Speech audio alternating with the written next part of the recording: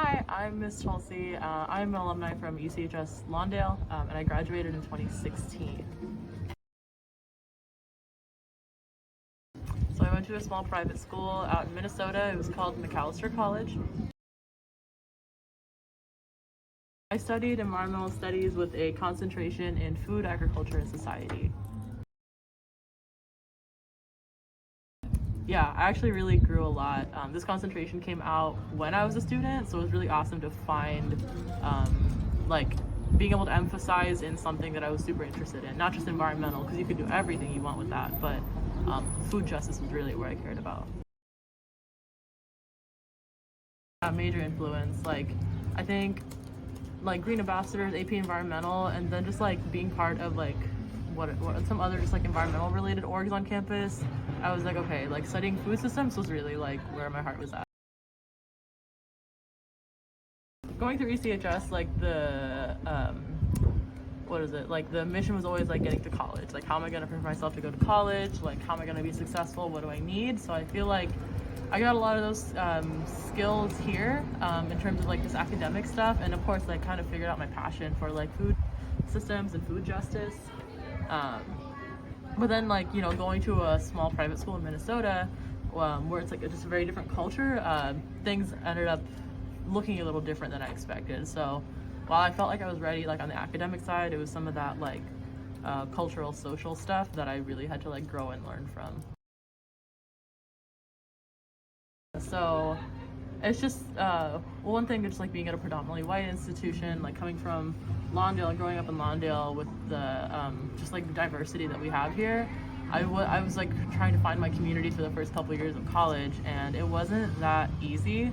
I found great people like all along the way, but it's just like, where do I actually feel at home and where are my people actually at? Right. So I looked over to a lot of like cultural orgs, like queer identity orgs and like Asian identity orgs, and over time I ended up finding my best friends, but it took a while. And just like even being in classes where like white students ended up taking up a lot of space, and I didn't really feel like it was my place.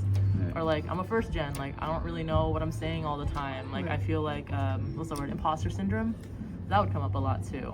So I really had to like work through it with the music. I had to work through it with mentors and like with my other first gen students around me who were going through that too. Yeah, the Multicultural Center was really awesome there. If I didn't have that, I don't really know where I would have looked.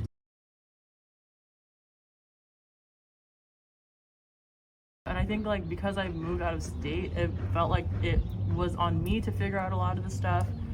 Whereas like it's kind of maybe easier to find ECHS alumni at UCs or CSUs. So you can find more people like you there, but just with my unique experience, it was just like a bit of trial and error and just like figuring things out. But you just kind of gotta trust the process too. I think no matter what college you go to, you're gonna struggle in some way, and just you gotta find a way to make it through.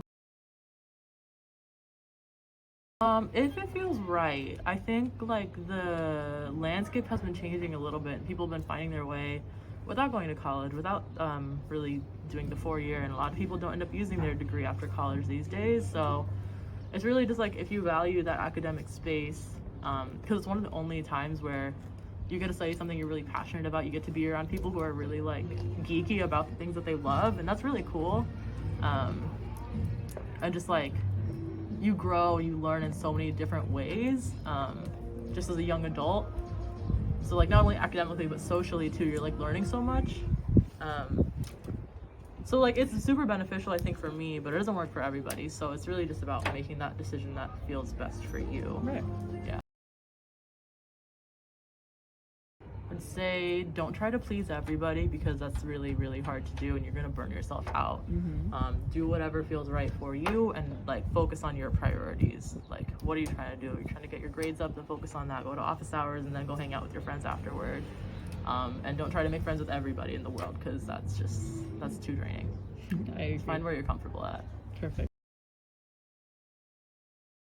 I think so. I think just like you build like this stamina of just like being able to think and like write and like read things, synthesize things really quickly. So like on the academic side, I feel like I just like was able to pick up skills really quickly in that sense.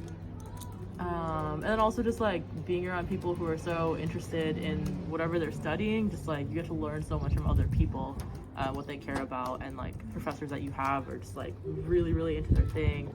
I had a professor who was really into like how cars affect the environment, and so you learn so much about that, and just like the most random specific things you get to know a lot about in college.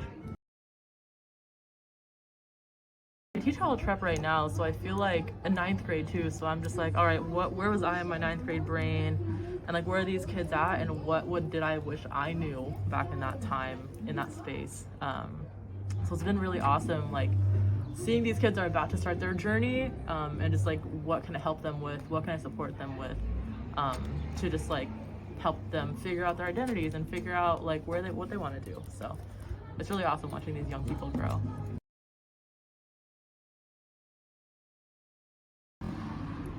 I think I try to like find a way to help guide my students to that spot, like to where they can kind of like read some information, get out the click points. They don't have working smarter, not harder, I guess is the idea there. Something that I think stuck with me that has kind of influenced a lot of my trajectory for what I studied in college was being part of the Green Ambassadors internship. I think that's the after school org. Yeah. And we had a guest speaker come in, and they talked about food deserts and like what are food deserts, like what do they look like, do we live in one, how can we find solutions to that, talking about like urban farming and all this stuff. And that was like really impactful. I was like, whoa, this is so cool, like thinking about the way that we could revolutionize like our food systems. And that stuck with me, and I think that's literally the reason why I started studying food justice. Okay.